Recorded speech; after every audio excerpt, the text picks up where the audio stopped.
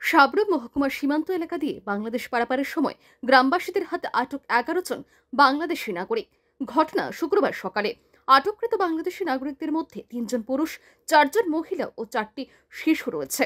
জানা গেছে, শুক্রবার সকালে সাবরুম মহকুমার পোয়াংবাড়ি আরডি ব্লকের অন্তর্গত কৃষ্ণনগর গ্রাম পঞ্চায়েতের করলিয়াটিলা এলাকায় ধনঞ্জয় দেবনাথের পরিত্যক্ত বাড়িতে কিছু লোকজনের উপস্থিতি দেখতে পান এলাকার লোকজনেরা।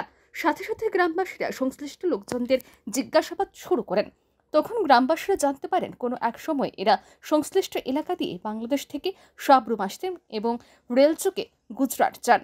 গুজরাটে কাজ করার পর বাংলাদেশে যাওয়ার জন্য বৃহস্পতিবার রাতে এই পরিত্যক্ত বাড়িতে এসে ওঠেন তারা। এদিন গ্রামবাসীরা বাংলাদেশি নাগরিকদের পুলিশ এবং সীমান্তরক্ষী বাহিনীর হাতে তুলে দেন। পুলিশ এবং বিএসএফ এর আধিকারিকরা ধৃত বাংলাদেশি নাগরিকদের জিজ্ঞাসাবাদ শুরু করেন। সাবরুম থানার পুলিশ একটি মামলা হাতে নিয়ে ঘটনা তদন্ত শুরু করেছে।